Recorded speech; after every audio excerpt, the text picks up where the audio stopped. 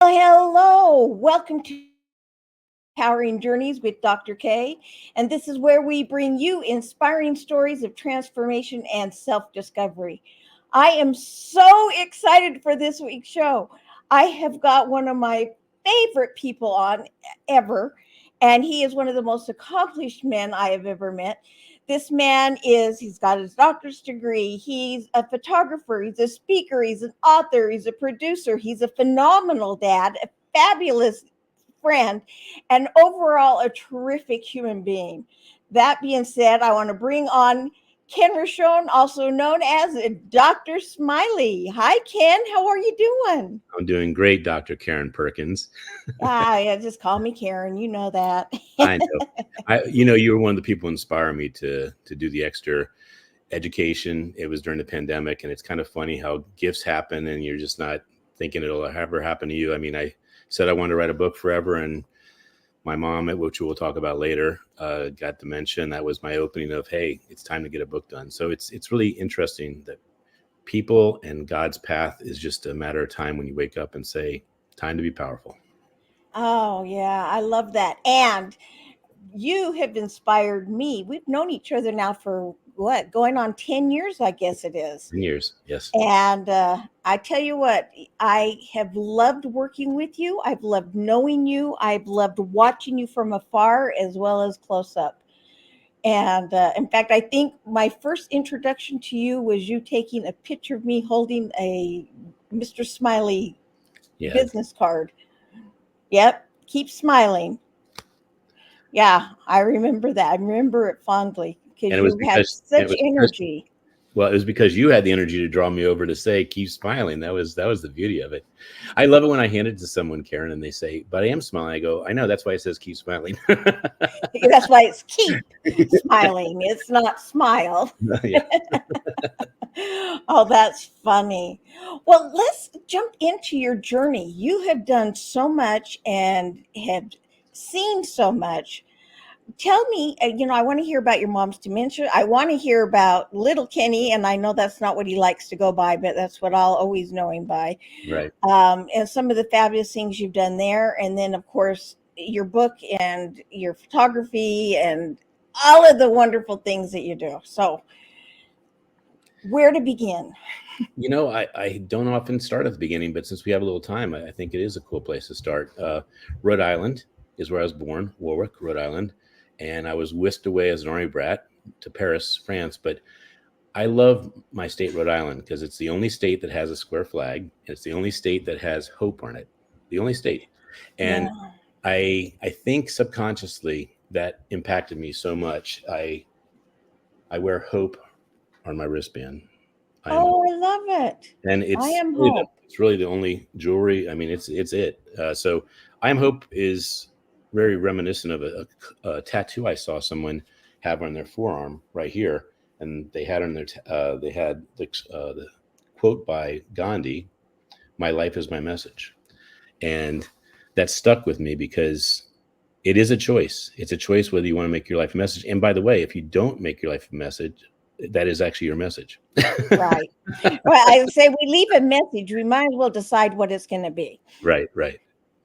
And, I think the Keep Smiling card that you received, it's because I was honoring you that you actually play big. People that know that this journey is supposed to be fun and this journey is supposed to be positive and this journey is supposed to be an experience that you get and that you grow from, they're doing the journey right. And so when I give the card to someone, it is actually honoring them. It is funny, but that really is probably the best way to express why do you give a card to someone? Why? They affected my energy. I felt their energy, and I wanted to honor them for being that energy. Oh, I love that. Well, thank you for that. That is such an honor. Yeah, and you're in probably about a dozen books, but this is one of them. This is Dr. Michelle Mraz's book, and you are on your birthday. May I say your birthday? Sure. February 24th, and there's your photo. Hi, Kenny. Yep, there I am. Well, Kenny's here, and he knows that there's a live show, so can he step in real quick and say hi? I would love it if he did. All right, well, come on over, Kenny. Hi, Kenny. How are you? I'm doing good. I came back from school. Just got back from school. Hey, I know that you have got how many books now? 14? 15. 14. Yeah, 15, 14. In fact, you can even show the 14th one if you want. And you can even say why you made it. You can hold it up there. Yeah. Good. And it's kind of backwards, Kenny. So you actually got to go the opposite way. There you go. And so tell why you made that. Why you made that? I made it because I asked questions to my dad, and my dad asked questions to me, and we just went over and over. Then I had an idea to write a book about it. Then we started working on this. We asked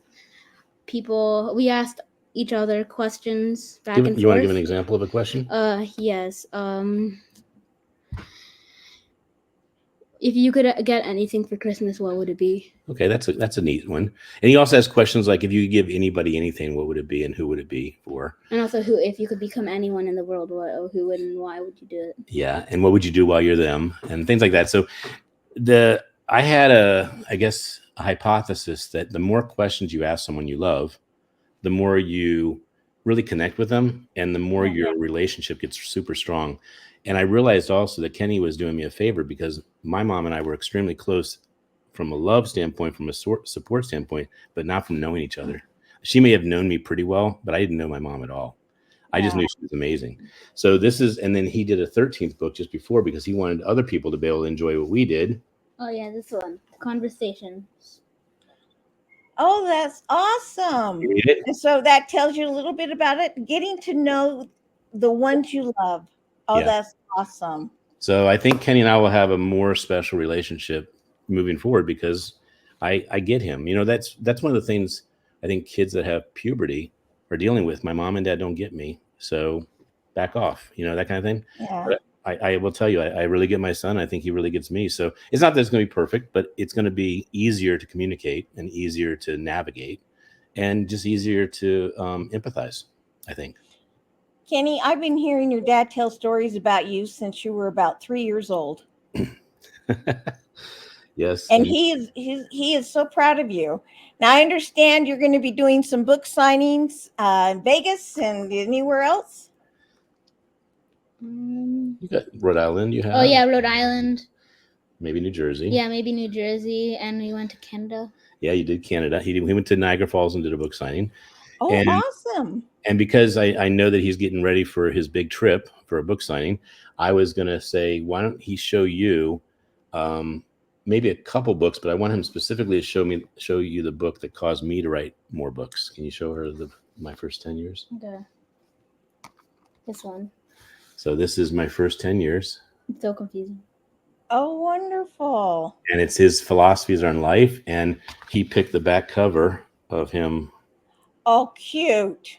Actually, you picked the back cover of me actually holding you up in the air, right? Yeah. This is my version. I said, can I do a version of your book?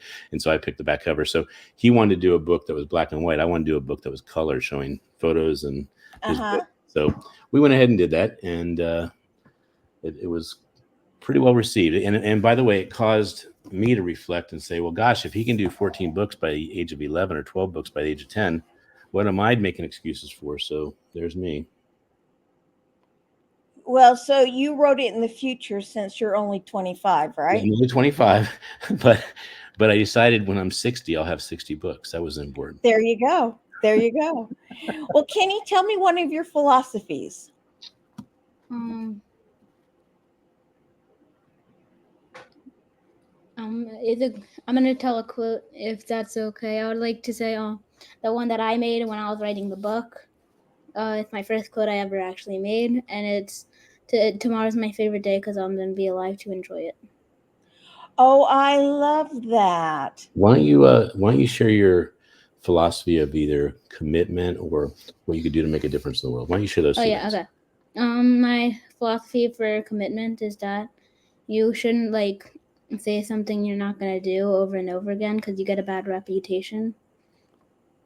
And what would you like to change in the world? I would like to change the world by global warming, and animals are getting extinct a lot, and pollution. And he has a new fascination with ants. Yes. And he's got a company. We're not going to say it yet because we want to make sure we secure that domain, but he's going to have an ant company where he awesome. helps educate people on ants. Yeah. Are you gonna sell little ant farms too? Oh yes. Oh, Yeah. that is awesome. Those are the most fascinating things I've ever seen. Yeah, they're pretty cool. And I'm gonna guess that you have part ant attitude, because ants are just go, go, go, go, go, and there isn't anything they can't do. And if I know anything about you and your dad, it's that you both go, go, go, go, go, and there's nothing you can't do if you put your mind to it. That's right. Well, thank you, Kenny, for coming by and educating. Do you want to show? I brought a couple of your books up, I think. You want to show? He got a letter from President Biden for this book. Why don't you show that Oh up? yeah. My favorite places in America. Oh, awesome. And then this was a book about overcoming your phobias he wrote. And it's my first graphic book, like comic. Oh, wow. And then this is his book. His 10th book. When he went to the zoo, he didn't like seeing well, I'll let him say. Well, I didn't like seeing the animals locked in cages. And so he made a book about the zoo and how an animal in the cage is sad. And then he went ahead and showed what the animals would look like if he had his magic glasses on and could show the power of these animals. Oh, wow. And then I'll let him read the last paragraph from the back of the cover, because it's really very poignant and very wise what he shares on the back cover. You want to read this part to her? Yes, and also this is a real story. Yes, it is a real story. Besides the magical glasses, that's perspective. But Kenny decides to go to the zoo. Oh, actually, you can do that. Okay. Go ahead. Kenny decides to go to the zoo and is surprised to see such sadness in the animals being captive. He discovers some magical glasses and a colorful spiritual world. It becomes his new reality when he puts them on. Go on this magical journey with Kenny and experience animals showing their inner spirit of freedom. When he returns home to his cats, he has a whole new perspective on caring for all living species. Kenny hopes to inspire you to have a voice against animal cruelty and protecting endangered species. Live free and love free. Kenny. So every one of his books has a message about how you can be more of a leader in the world. So I'm very proud of that, especially his America book. Yeah. Because there's people that aren't proud of our country or don't know what they have here. And I know, and that just shocks me. Just shocks me. Well, I will. I'm not going to put Kenny on the spot to say this quickly to you, but I want to say. I think I can do it. You think you can do it? Okay. Wait, let me take a quick look. So he learned something called the bottom line, which is something I used to give my kids who made excuses, and so he learned this probably about 4 years ago, and he, without having too much prep, he can rattle it off. But I want you to hear this, Karen, because if every kid and every adult had this program, like this mantra, I think we'd all be getting along a lot better. You want to go for it? Okay. Face it, nobody owes you a living. What you achieve or fail to achieve in your lifetime is directly related to what you do or fail to do. No one chooses his parent or childhood, but you can choose your own direction. Everyone has problems and obstacles to overcome, but that too is relative to each individual. Nothing is carved in stone. Okay. There's one part then it's excuses for leave. Yeah. I'll let you. Okay. You could change anything in your life if you want to badly enough. Excuses are for losers. Winners take life challenges head on, knowing there are no guarantees, and give it all they got. Life plays no favorites, time plays no favorites, and will pass whenever you act or not.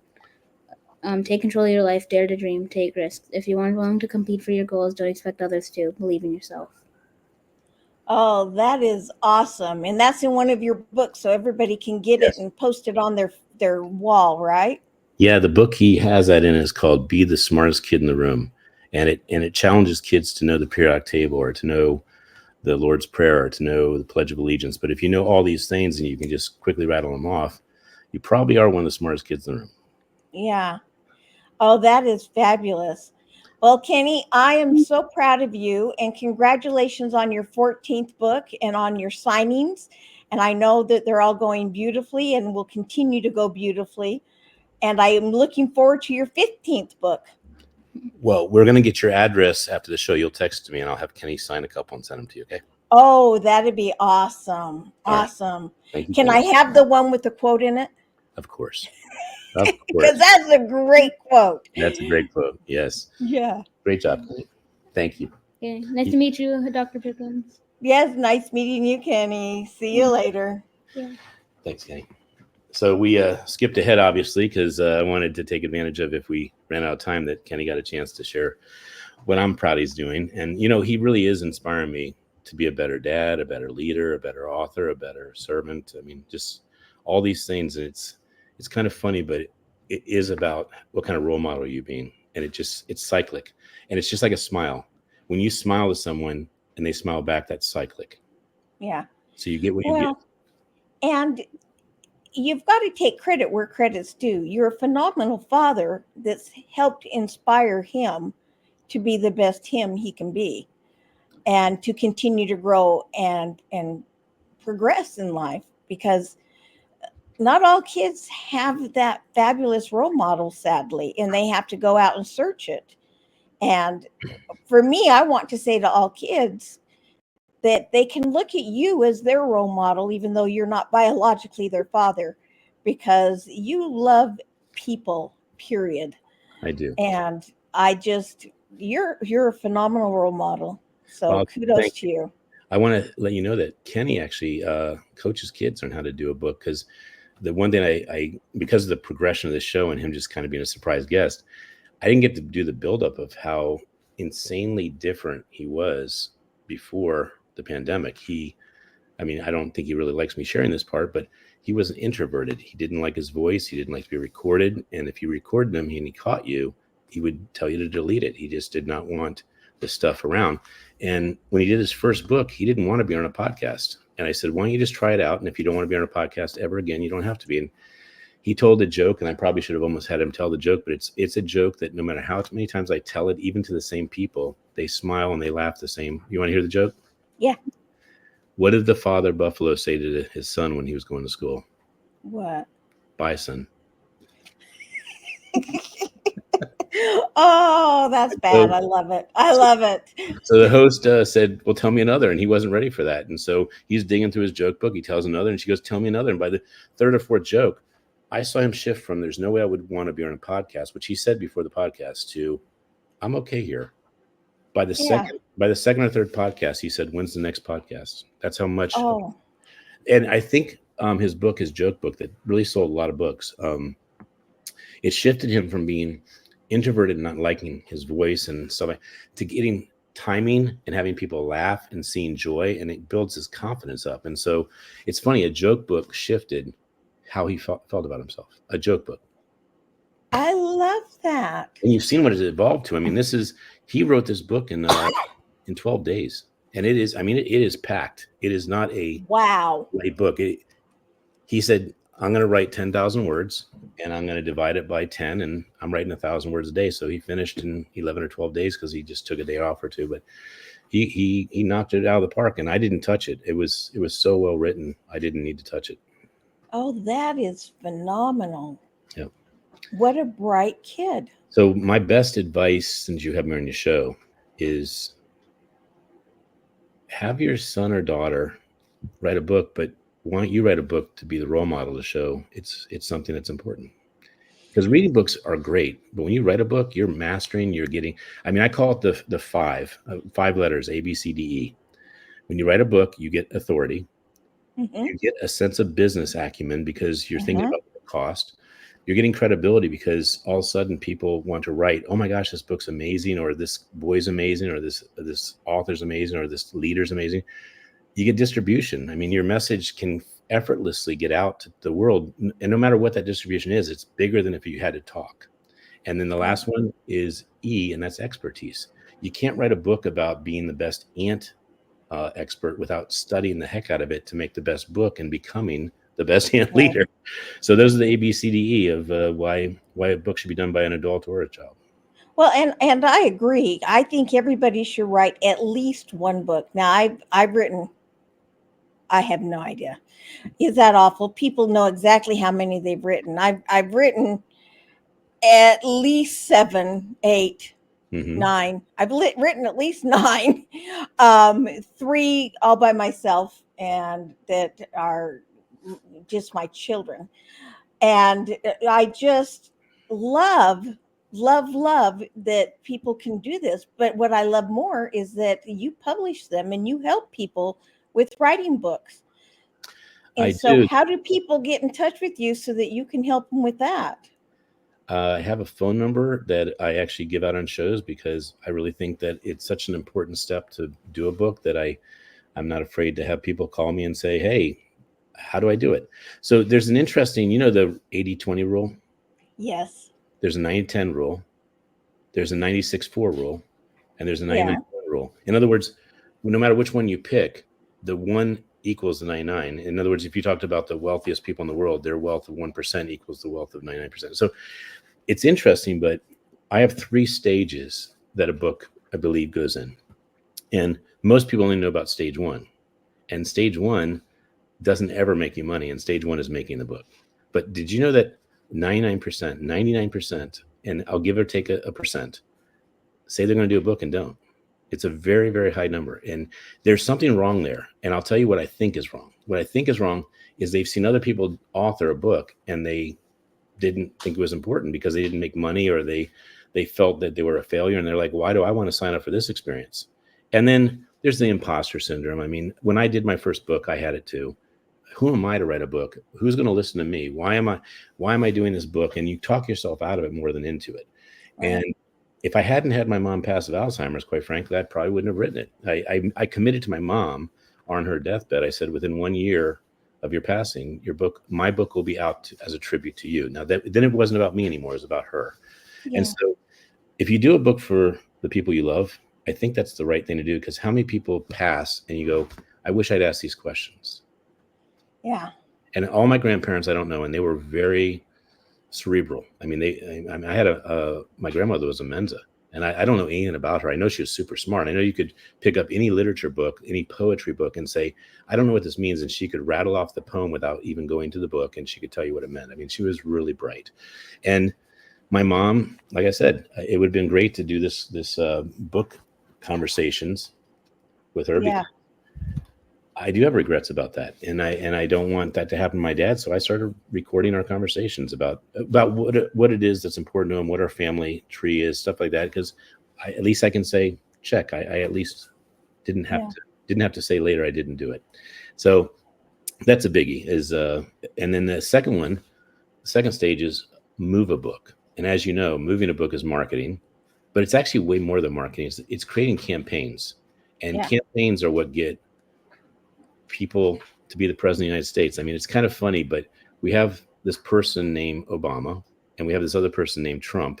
And it's funny, without getting political, everyone would agree that they had one thing in common, even though they were diametrically opposed on everything.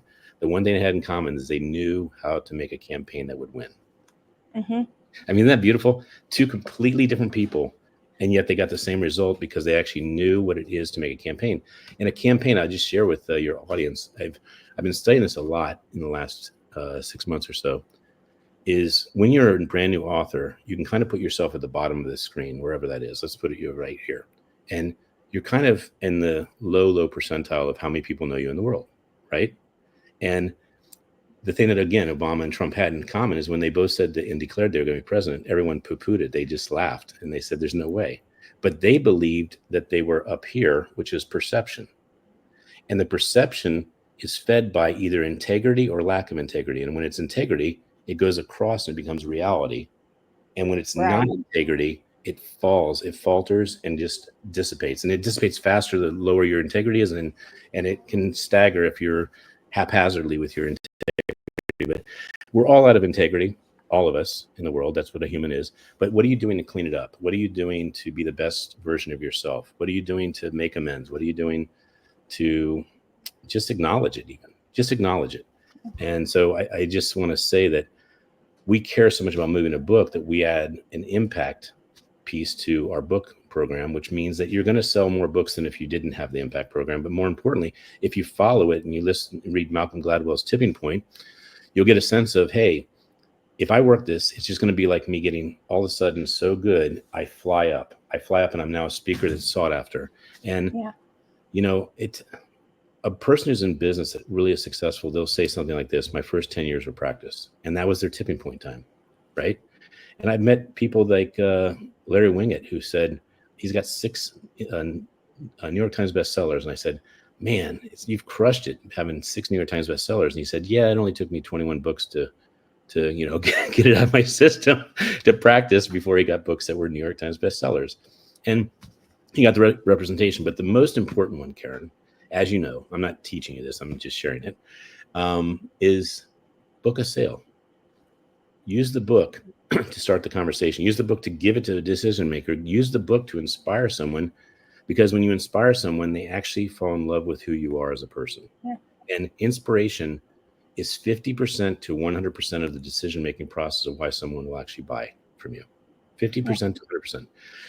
It's 50% when someone's smart, and it's 100% when someone's not as smart. And I say that from a standpoint, when you buy with only inspiration, you're not doing your due diligence of social proof. And social proof is just find out what Google says. If Google says they have 100 people that are extremely satisfied, they love this person, you're probably safe with whatever money they're charging. And it doesn't matter what that is that they're charging. For instance, if someone's got 500 5-star reviews and they charge $50,000 to work with, your money's safe because everyone said their money was safe with this person. Ironically, if you spend $5,000 with someone and they don't have the stars, you may have just put it in the trash can. Absolutely. Absolutely. Yeah. So I am a very big proponent of making sure that social proof is working for the people I believe in, and also working for the company that I am serving. And I say serving because my team is as important to me as my clients. Well, and I want to point out to everybody, you know, I laugh, I've written all these books and it's like I can't even remember, because they weren't as important to me as they should have been. And I went with the publisher. It was before I knew you. I went with the publisher that didn't care and poo-pooed on the fact that you had a book. And he said, a book is just a calling card. And so I honestly began to develop that attitude that it's just a calling card, when in reality, the 3 I wrote by myself were really who I am and part of me, and a message that I wanted to share with the world. And it took me a long time to realize that it didn't matter what message I wanted to share if I didn't have the right people promoting it or helping me understand the value of promoting it. Mm-hmm. And that sounds kind of wishy-washy right now, and I say it and it's like, how could you not know that, Karen? I didn't. I was younger. Yeah, I was young and naive, and I trusted whatever it was they said. They're a publisher, therefore they must be telling the truth. And in looking back, they had very low integrity, and it was money not well spent. Where you have high integrity and what you do for your people that are authors is so above and beyond that it's not just that you move their book, you move them and you move their message so that they can move others. And people need to know that. I think a publisher, when they're doing the job they're really supposed to be doing, they're like an agent, they're a partner, Mm-hmm. they're right there making sure that the person's moving as fast as they can to make a difference. And I think a publisher's checkoff is when the author said, let's do it again. And when the author is obviously referring you, but when we have authors that have 3 books, we have some that have 10 books, we have some that want to move all their books over to us because they just want the representation to be correct. So I think that a publisher now, I didn't realize I could move my books over to you. That's a good thing to know. And Jace put his information up again. Yeah, that's called republishing. And so you're getting a new agent to make sure that your book is getting the love it deserves. And I mean, think of a book, to me, I think of a book as a kid, a baby. And if you have a doctor that gives a book to you and that's the baby and that's the book, and you don't nourish it with love and marketing dollars and attention, you're going to basically have a kid that doesn't feel loved and doesn't do anything for you. Yeah. And that's exactly what happens with a book. And so when a person drops their book and they get the Amazon bestseller, and that's the highlight of the entire career of the book, if you talk to Malcolm Gladwell, he'd say, well, of course it didn't do anything. Yeah. And so, there's all kinds of strategies too. This is one of my favorite books on being a book challenge. So this is a book challenge. You buy the 50 books in here and you learn about happiness. Now I have them for fatherhood. I have them for leadership. I have them for entrepreneur, but each page has a book. And if you bought each of these books 20 times 50, yeah, you're spending $1,000, but you're going to be happier because you're going to digest 1 hour a week, the expertise of that author. That author spent 9 months, 1 year, or in some cases, they would even define it their life. Because when I did my first book, that wasn't a book that took me a year. That was a book that took me a year based on the 39 years I'd already been living. Right. I mean, the first 25 years. The first 25. Yeah. Yeah. So I was telling you earlier, I've been 29, I think 33 times now. Yeah, I don't know.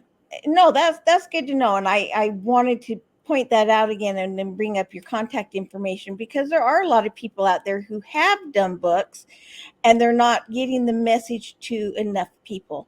And then there are people out there who have not yet done a book, who have a message to share, and they've not yet put it in a form that is getting out to people that they wouldn't elsewise just come across in their daily life. Right. So, yeah, and a publisher should not be a glorified printer. They really should be someone that strategizes with you and understands why you're doing the book and what you want the book to do, so that they can give you the advice. And it's not that hard to do this stuff. And I'm hoping that we're disrupting the publishing space enough that publishers say, yeah, that is the way it was, and that's the way it should be. Because really, when you published back in the day, it was very important who you had representing you, and they were representing you. They were really representing you. Right. Yes. And I came in just after that. It was your number. Yeah. And so I want to hear a little bit more about your books that you've written. Well, the book that I'm most excited about, and that's what you need to have. You have to have excitement about your newest book, or don't write it. And so my newest book is inspired by Kenny, and it is my first 60 years. And it has every book I did and what I learned from that book and how it changed my life. So it's a walkthrough. Here's my fatherhood, my 50 challenge fatherhood. And the back of the book says, my first 60 years, an autobiographical journey of books and how they reflect epiphanies and impacted my life. And the reason I want to say that is I chose not to write my life story in book 1, 2, 3, all the way to 59. I chose to write it actually 60 as my first book that I actually talk about my inner thoughts, my journey. And the reason I share that is I felt you have to prove something. And when I walked into a classroom to teach physics and chemistry, I was told often before I taught, hey, those that can do and those that can't teach. And when I went into the classroom, I was a veteran, commissioned officer. I had 2 successful businesses, and I could afford to teach. I could afford it. And so I think when you write a book, unless you're in your elder years, I highly encourage you to just write books on your expertise. Just write books to make a difference in people's lives. And then when you get some triumphs in your life, because the journey of a autobiography has to have the hero's story. It has to have where you were knocked down and where you got the trophy at the end, or where you saved somebody and you're acknowledged because you did the work. Sure. And so when I hear someone say they're going to do their memoirs or autobiographical work, and it's their first book, I'm hoping I'm going to hear something really stellar, that they've lived the life that they don't have to say, and there's a part 2 later. I mean, just like really knock it out of the park. Yeah. No, someday I'll write a memoir, but that's a long ways off. Well, I'll say that a book does a couple things. It like my son, when I hear people, when he hears me talk about him, he turns to me and goes, "Daddy, stop bragging." And I say, I'm not bragging, I'm proud. And when you write a book, you're able to interlace your story, and it's the free will of the reader to absorb what you've done. And the more vulnerable you are in that story, the more they're going to not only fall in love with who you are, but the more they're going to start relating to who you are. And so a book a year is probably a good practice. And I say that because I'm now doing 3 or 4 books, and the more I do, the more I actually grow. And just like Kenny, I did my quote. I think it's great to do a first quote, a page, or in the first page there's a quote, and I have but one life. I have but one life to give, so I will live it to my fullest. I hope to honor God with the precious gift that inspires those I touch to smile more.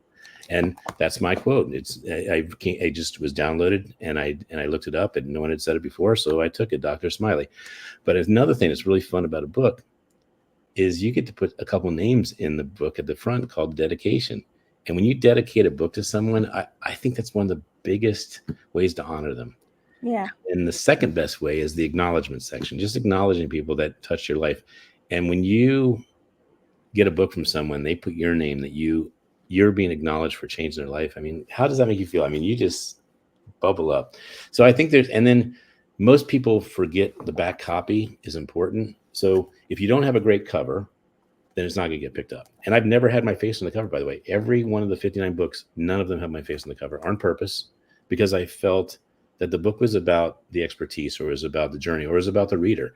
And this time it's definitely about me. So I put myself on the front cover. But the first thing they do is they look at it and they pick it up, and then they turn to the back. And if you don't have back copy that is going to talk about the reader, not about the book and not about you. Yeah. So I wrote that the book is about sharing epiphanies so that they can actually benefit from some of the things I've learned, because it's been a journey I've kept track of. And then so many books don't have about the author in them because they kind of know me, or I'll just put a little thing. But about the author is what you didn't put in the introduction, or what you didn't put in the journey. It's your accolades. It's what you've accomplished. And the last thing I'll share is, and by the way, dedication and acknowledgements, rarely done correctly. I mean, they're thrown together and they're underutilized. But the call to action, every book, as you said earlier, is a calling card. So what do you want them to do after they finish the book? You want them to go to your podcast. You want them to go to your group. You want them to read your next book. You want them to book a call. I mean, you want them to book you to speak. And that is a very high percentile too. So going back to 991, 99% of people say they're going to do a book, don't do a book. 99% cannot move a book to pay for the book that they made, so they don't do another book. And 99% do not know a book as a calling card, and they don't carry it with them, so they don't give it to call, and they'd rather sell the book than give it to cause a conversation. And the last 99 is most people do not have the right call to action in their book for the person to do anything but say, I guess I'm finished with that person. Oh, wow. Wow. Those are really big deals. And you have the right publisher, you have the right marketer, the right campaign strategist. You're never going to miss those things. And here's what's funny. There's no difference in the person. It's just having the best come out of that person. Well, and it's having somebody know how to bring the best out in that person. Right. And I'd like to say we do it for ourselves, but the fact is that I sell other people 1,000% better than I sell myself. And it's not that I don't have self-confidence or high self-esteem. It's just I forget what's unique and extraordinary, because to me, I live with it all day, every day, and it's like nothing. And yet I look at other people and instantly I see their uniqueness and what's extraordinary about them. And I have no qualms in telling everybody about their uniqueness and their attributes. And so I think a lot of us are that way. Yeah, I want to share a couple other benefits of having a book that you carry around with you, you actually carry with you. Number one is you start thinking about how it can be better. I mean, how can it be better? Just like, how can I be better? How can my son be better? How can my life be better? So you start making a new edition. So I already have a second edition of this with roughly 300 improvements. Okay. Wow. And that's because I thought of things that could make it better. There's one thing that's not in this book. I was going to show it to you, but it's in the new book. It says a quote that I just absolutely love by Groucho Marx. It's outside of a dog, a book is man's best friend. Inside a dog is too dark to read. And I have every single page. I have every page intentionally, hopefully causing this. Yeah. Every page I wrote, I wanted that to happen. So write a book where you don't do filler. Write a book like Scott Stratton. I just love quoting what I experienced from him. He's the one who had "My life is my message." Yeah. He was asked, how often should you blog? And I just loved his answer. It was almost as if a monk or Gandhi was speaking. He says, as often as you have something to say. Beautiful, right? Oh, I love that. And then, I love that. and then a person next, pretty close to that person said, well, I have another question. How long should a blog be? And he says, as long as you have something to say. And so I encourage people to do books that are fun and short, Yeah. and even pocket versions. I mean, this book here has 100 words that you could learn, but this does too. It just has you can fit in your pocket, so you can actually learn those words. And Yeah. I wish I had it handy, but I have the card deck that looks just like this. It's 52 cards. You can play the cards, learn the words. And giving reviews, this is one of the best little secrets here. If you do a book with us, your book is in here, okay? Uh-huh. And when you do a review, don't look at it as a task. Look at it as you're giving gratitude, first of all. And number two, you're giving yourself advertising. Because there you go. If you can do 1,000 reviews, I got news for you. You're in 1,000 places that people say, I got to learn about this person, or who is this person? Because he's great. And by the way, if you learn to do great reviews, you also learn to do better video. You learn to do better copy, everything. So it's important. But I want to share that when you carry a book around with you on a regular basis, you have something handy you could just give to someone that inspires you. If someone inspires me, I have a book typically handy. I try to give away one book a day. That's my goal, 1 book a day. Sometimes I'm lucky and I do 2, and rarely is it 0. But if I leave my house, I can usually give a book away. So pick a book that would make a difference for that person. So I usually have 5 different books in my car, which if they have a child, I give them one of Kenny's books. If they could use a biographical, or they could use something that just makes them like a pocket quote book is fun to give. And would you rather, Karen, get a book that is $19.95, or would you rather get a $20 Starbucks card from the person? I would rather have the book. Yeah, because you get the signature, you get to learn about the person, and you'll probably make more money than $20 if you apply anything in the books. Let's be honest, and I'm going to be crude here for a minute. I can drink my Starbucks and then I'm just going to pee it out. It doesn't stay with me. But if I read a book, that's knowledge I have that changes my life forever. And there's a quote by Charlie Tremendous Jones that says, the difference between where you are today and where you'll be in 5 years are the people you meet and the books you read. And they both lead to the same success. Yeah. Yeah, it's so cool, isn't it? And I love quotes. One more, I have 2 quotes that I'm living by right now that they just inspire me and fuel me. Quote number 1 is Gandhi. It was one I hadn't heard or seen, and it's description of what happiness is. So he says, happiness is when what you think and what you say and what you do are in harmony. Oh, I like that. And no matter how inconsistent you've ever been, when you hear that quote and you apply it to your life, you will become more consistent. And the more consistent you are, consistency is synonymous with integrity. Yeah. So that's pretty cool. And then there was a gentleman, Cliff Rogers. He's a photographer. He spent a lot of time in Nepal and India, and he became a monk. And he wrote this gorgeous book. And I bought the book only because his opening page, he reads his opening page. I go, I'm sold. And the opening page was a quote. And it said, I'm not here to teach you. I'm here to love you. And love will teach you. Oh, I love that. And that's how much a book can change your life. You open up to an arbitrary page. And on this arbitrary page, I remember taking this picture of this girl in Madagascar. And I remember when Michelle Obama turned over to me because she heard my camera clicking, and she gave me a funny look like, okay, get your shot, because she heard my camera clicking, and I guess it was a little bit loud. And on the bottom here, it says genuine fake watches. And so this by itself and I have trivia on the pages. So it's a fun, like on this one, the movie on page 74 just happens to be It's a Wonderful Life, 1946, director Frank Capra. And I'm just saying this is something that will change your life. So I put things on these pages that will change your life, guaranteed. And so that's what a book can do. And the biggest part of all is it can tell the people you love who you are, and it can also allow you to show how grateful you are for them. I love that. So tell me about what book was it that you wrote for your mother? Was it My First 60 Years? Was it?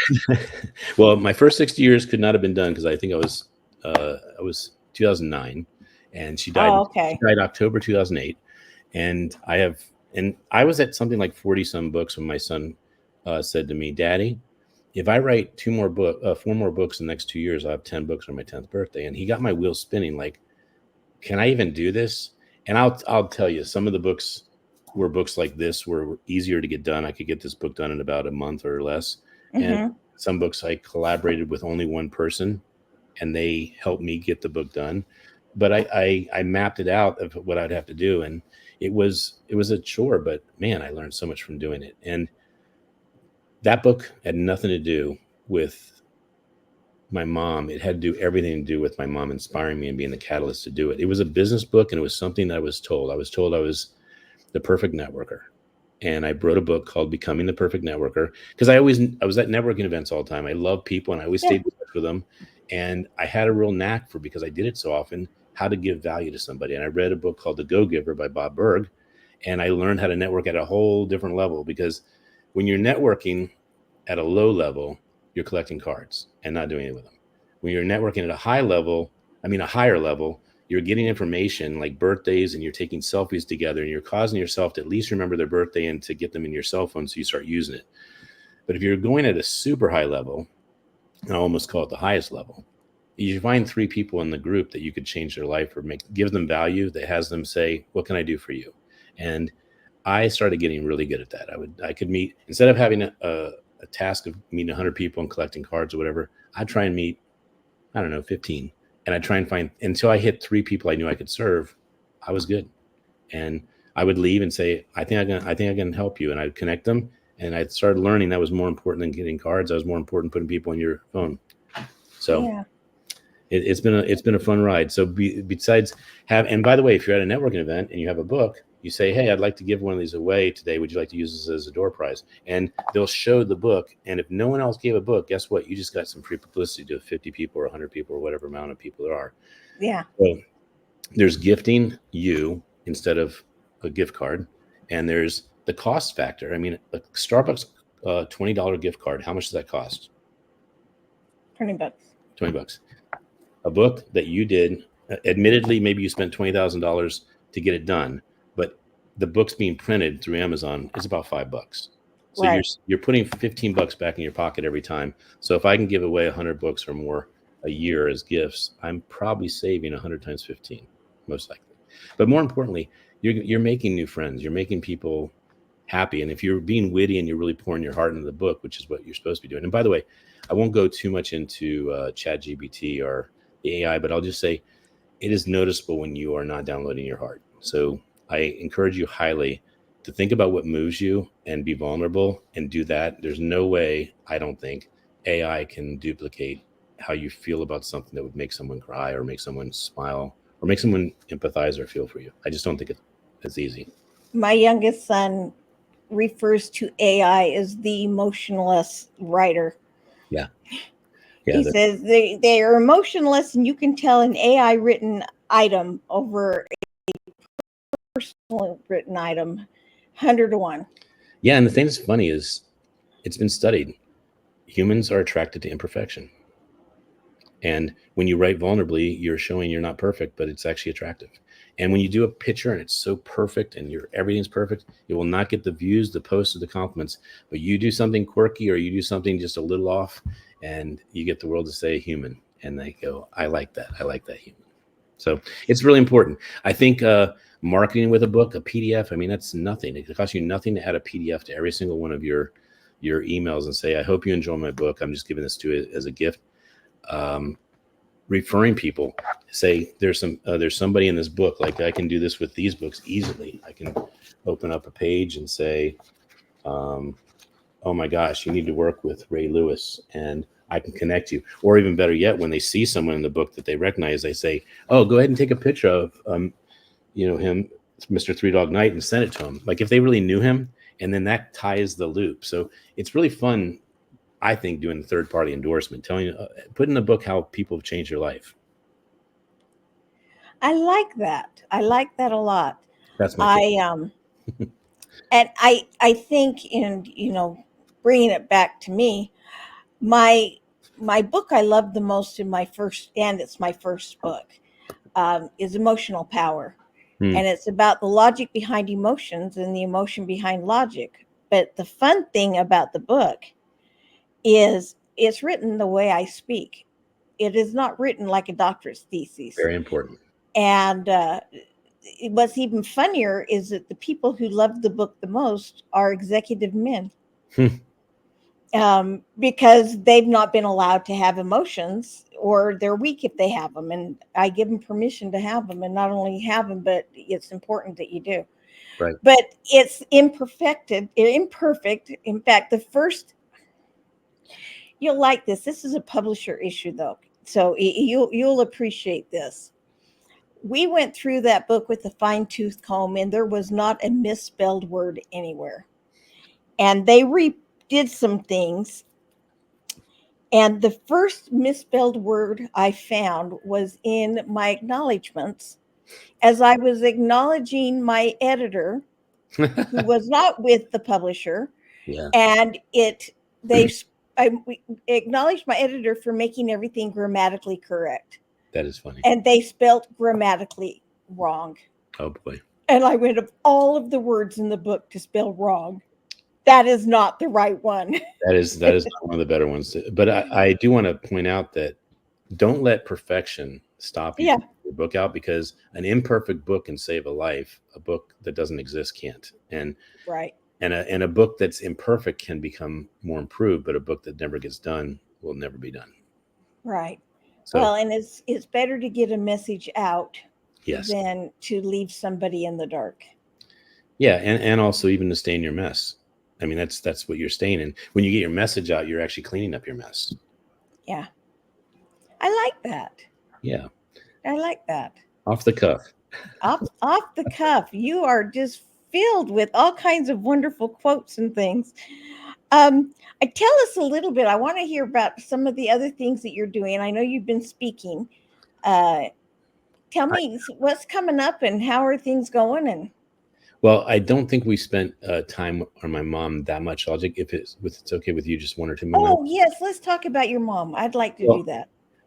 I think the most fortunate thing you can have is a parent who's a cheerleader that just accepts you for who you are. And the more I failed, believe it or not, the more she says you can do it. Like she never said I guess it's not good for you, or I guess. And so she says, what are you gonna do now? You can do it. And the two toughest times of my life were losing my mom and then the pandemic, when I lost all my business. I had 385 jobs cancel, or 386 jobs cancel in 4 days. And I was asked, hey, what are you going to do since you lost all these jobs? And I said, I don't know. And the person said, well, you don't seem to be very worried about it. And I said, I'm not. And they said, why? And I said, I don't know. But I realized later it was because of faith. It was just having faith that God had a better plan for me. And here's the deal. If my mom had not passed, she would not waken me as a DJ to say, it's time to get a purpose-driven life that's real. And it's time to acknowledge that life is precious. I mean, those two things did not exist before my mom got dementia. Yeah. And it took 3 years, lots of conversations with God, like why and why. But the second one was the pandemic. I got to turn to my son, who wasn't going to school anymore, and say, I guess you're going to be my only client. And I said, would you like to write a book? And he says, well, would I write a book on, Daddy? And I said, well, you like to laugh. Why don't you write a joke book? I mean, that's how innocent the whole thing is. And that conversation could not have happened, Karen, if there wasn't a pandemic. And he would not be an author right now. I'm pretty sure of it. So the point of those two stories is not to say either one, I got it tough, or woe is me. It's to say life happens for you. And I am blown away how much those two periods of time could have just shattered me and caused me to make bad decisions and just caused me to be weaker. And it's not that it was easy. It's just I really played into God has a better plan for me. Well, and you just said something and it struck a chord. You said, life happens for you. Well, life happens for you, not to you. And a lot of us live as though life was happening to us and that we're victims. And reality, we have the choice to go with the flow, so to speak, and to have faith and hope and know that everything's going to turn out the way it should. Or we have the choice of being a victim and saying, I can't believe the pandemic happened and I lost this, and that. And, the pandemic happened, and most of us who were speaking or doing other service type industry things suffered greatly. Yep.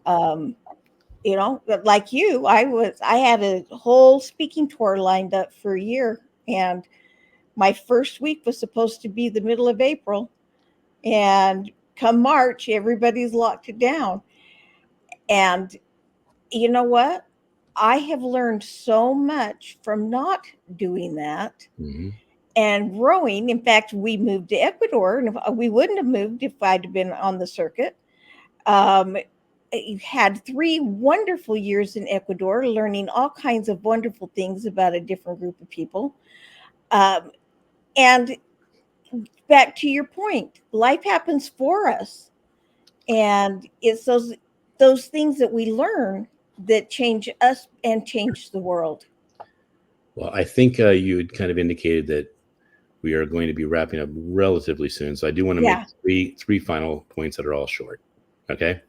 Okay. One point is that I just posted on Facebook that it's funny that a book could change your life. And this book changed my life. Forget about if it changed others, but I do want it to change people's lives. And when you write a book to change other people's lives, it's funny. The price on the back doesn't indicate the value.